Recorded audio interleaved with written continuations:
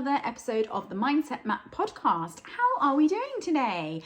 I wanted to talk to you today about one of my favourite subjects, which is vision boards. Now, I absolutely love helping people create their vision boards. I even created my own step-by-step course on this. And the reason why I created that course, one of the main reasons, was because I see lots of people making the same mistakes when they're creating vision boards and then wondering why they're not working. Now, I was speaking at a networking event yesterday, taking people through the idea of setting up a vision board, how you do it, what they are, why we create them, and how we can create them effectively for a vision board that actually works. And I just feel really strongly about this because I see people doing it wrong so many times. And I wanted to share with you what I think are the 3 most common mistakes that people make when they're creating vision boards. So number 1 is that you are kind of selecting random images before you're getting clear on what it is you actually want. Because what happens, I see so often, is people think, I'm going to create a beautiful vision board. And so therefore they collect together some lovely magazines, some travel brochures, some glossy supplements from the newspaper, all these things, and they get things out and they look through and they find nice pictures and they find great words and they cut them out and they make these beautiful images and great collages. But they haven't really thought about why they're putting those images on the board and what it actually means to them. And so what I always like to teach people when you are creating a vision board is to do it reverse. You need to get clear on what it is that you actually want and then find the images that match that. Because then that way, you know you are actually putting things on your board that you really want, not just those random pretty pictures.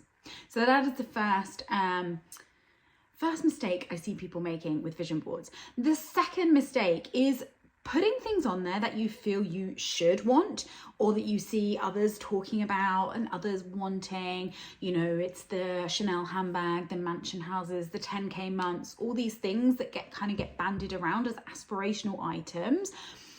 Let me be clear. Those things might be on your vision board and you might truly want them and you may get them. But you've got to be sure that these are things that you actually want, not just something that you've seen someone else do and something you feel you should be wanting. What does that Chanel handbag actually mean to you?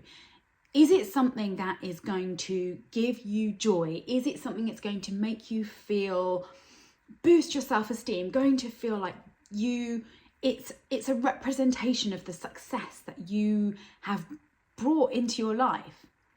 If that's truly how you feel, and truly that handbag is going to represent that for you, then by all means, get that up on your vision board and get visioning it. But what I suspect happens very, very often is these are just things that we see and we feel like we ought to want. So getting clear on what it is that you actually want before just selecting those images. Don't put things on there that you feel are things that should go on a vision board. This is what I see happening time and time again. And then the third mistake that I see is that put all these lovely things on a vision board. Wonderful. But deep down, you don't truly believe that these things are possible. Or what also happens is we get fixated on the how. We look at these gorgeous images on the vision board and we are suddenly struck with, how on earth am I going to make that happen? How will I get to the level of income in my business that means that I can afford that sports car that I've put on my vision board that I truly want? We're fixating on the how. I heard something recently on a podcast which I think is so powerful, and it is the what and the why create forward motion, but the how creates resistance. And this is so key when we're looking at dreams and visions. We want to be clear what we want and we want to be clear on why we want it. But that's where it stops, because as soon as we start to fixate on the how, we limit ourselves, we block ourselves. Being open to the possibilities and truly believing in the possibilities is what's going to make those things on the vision boards come into reality. Because what happens is there's a load of science behind it, and I'm not going to go into all the detail here because this is all available. If you want to grab my digital vision board course, you can learn all about the how and the science behind it. But essentially, once we know exactly what we want and why we want it, then you will find we start to take aligned action that will lead us towards the things that we want. And it's not forced, it's not with us fixating on how things are going to happen. It's with us being open to possibility and believing. That is what I wanted to share with you this morning. I truly believe that these are the mistakes that so often people make and then wonder why their vision boards are not coming true, things are not happening on there. We need to be clear on what it is we want, why we want it, and be sure that those images on the vision board represent those things. And we need to check in with our beliefs. We need to truly believe that this is possible. Not fixate on the how, but believe that this is possible for us. And if we do those things, then I believe 100%, I have seen it happen in my own life, in others' lives.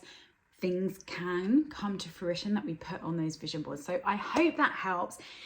I hope you give it a go, create your own vision board. I would love to hear about it. Contact me on any of the socials. I'm at Rachel Bloomfield Coaching. Let me know how you're getting on with your vision board. And if you do want help, you're not sure where to start, then as I say, I have a step-by-step guide that takes you through the whole process, including the science behind it and how I do it differently to how it's taught in a lot of ways. And the people that I have taught it through have absolutely loved it and really appreciated understanding how it works and using it to their advantage. So that is what I got for you today. I hope you have a great day and I will see you soon.